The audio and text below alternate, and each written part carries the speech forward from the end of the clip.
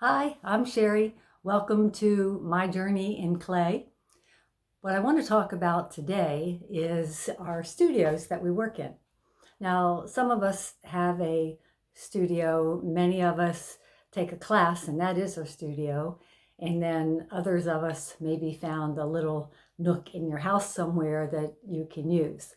For me, I have the spare bedroom, which I've been fortunate enough to be able to turn into my studio where I work with clay.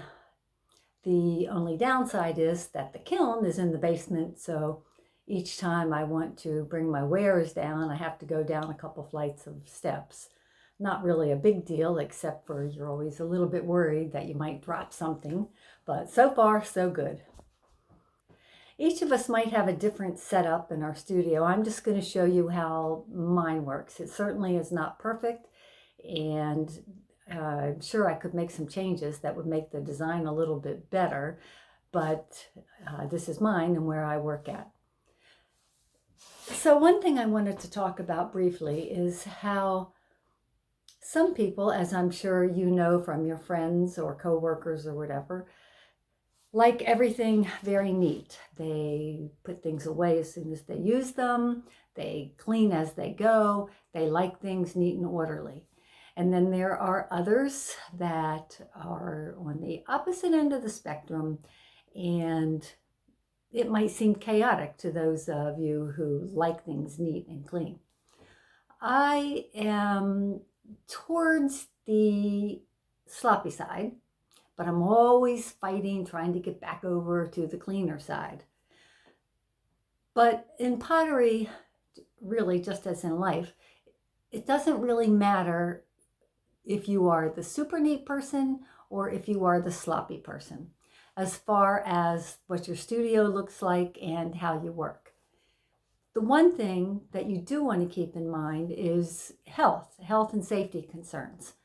So regardless of your style, what you want to do is avoid clay dust in your studio, because that is serious. You don't want to be breathing in clay dust. So however your style is, just keep that in mind. For example, I used to have carpeting in this room, and I was doing my clay work in here, and I thought, this is really bad. How am I going to clean this? So I did go up to my local office store, and I got a couple of those plastic mats that you put under your chair at work, and that helped. But eventually what I did was actually asked my son if he could install a new flooring here, a vinyl floor, that vinyl wood type stuff. And so he did that, and that's what I have in here now. And I do try to keep it as clean as I can. It's not perfect. Again, it's, when I'm working, I do sometimes throw bits of clay around, dried pieces of clay, not dried, but I do sometimes throw pieces of clay around as I'm working. I'm trimming and I just sort of push it off to the side. But I do try to clean that up and not let dried pieces of clay be hanging around in the studio.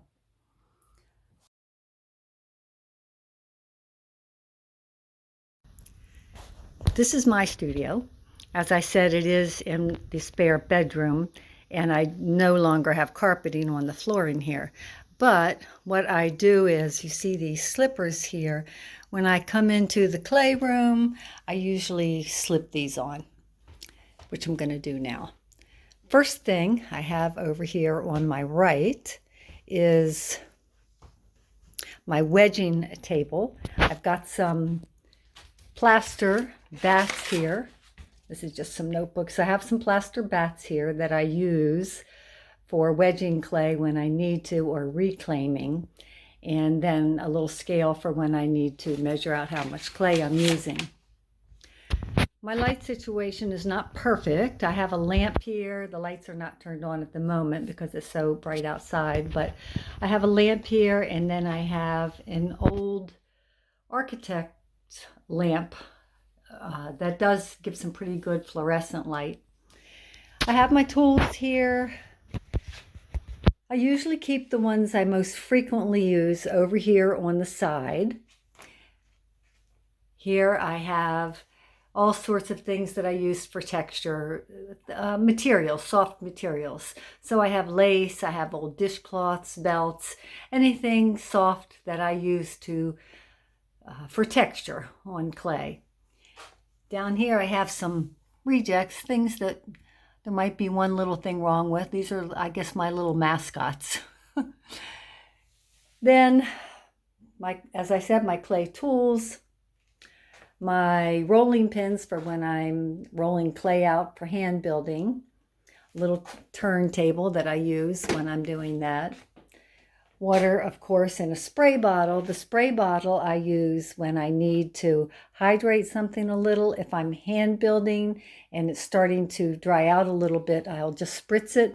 Or if I'm going to come back to it the next day, I'll spritz it with some water, cover it with plastic, and let it go till the next day. Here's my wheel, which you can see I have elevated. That works best for me. And earlier when I talked about the spectrum of being really clean, cleaning up after each time, or having a big mess, here I am right in the middle. I do clean it out every time around the wheel. Initially, when I first got the wheel, I would take the back piece off, clean it, but I've sort of dispensed with that. And I won't even mention the wall here, but then my window on the outside world.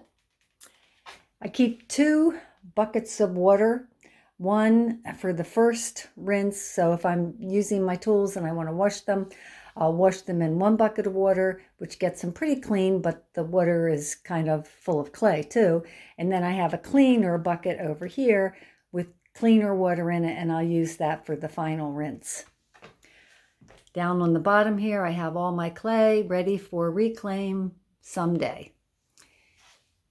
The top shelf, well, this whole shelf system is where I put my wares that need to be trimmed after throwing them on the wheel.